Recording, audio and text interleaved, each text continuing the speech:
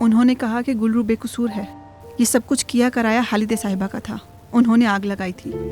समझ नहीं आ रहा आपा, गुलफम साहिबा ने आपसे तो कुछ और कहा, फिर बाबा के सामने आपका साथ क्यों दिया?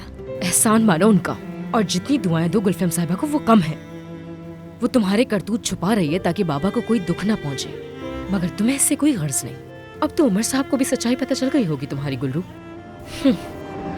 अभी तो मेरे जख्म भी ठीक से नहीं भरे थे जाहिद साहिबा, और आपका पोता मेरी मासूम बहन के पीछे पड़ गया है। वो मेरी तरह उससे भी झूठ बोलकर उसे अपने जाल में फंसा रहा है। मेरी बहन उससे प्यार करती है और शादी भी करेगी। अगर उसे आपने नहीं रोका तो याद रखें, हमारे साथ खामियाजा आप भी भुगतेंगे, क्योंकि हमारे पास तो खोने को कुछ भी नहीं है। लेकिन मैं आप लोगों को बर्बाद कर दूंगी। बात इसी ने शुरू की है। ये कह रही है कि इसे मैंने ही वहाँ पर भेजा था। क्योंकि तुमने ही मुझे वहाँ भेजा था कि आकिफ साहब मेरा वहाँ इंतजार कर रहे हैं। मैंने ऐसा कुछ नहीं किया। अपने आप को बेकसूर साबित करने के लिए मुझ पर इल्जाम मत लगाओ। तुम जानती हो कि गुलरू झूठ नहीं बोलती। मसला क्या है तुम्हारा? यहाँ आकर मेरा दिमाग खराब करने की जरूरत नहीं है तुम्हें।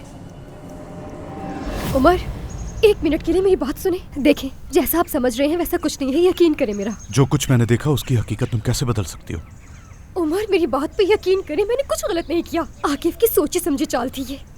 गुलरू, तुम्हें किसी भी किस्म की वजाहत देने की जरूरत नहीं है। याद है ना आपको अपने अल्फाज? कुछ भी हो जाए आप मुझ पर यकीन करेंगे।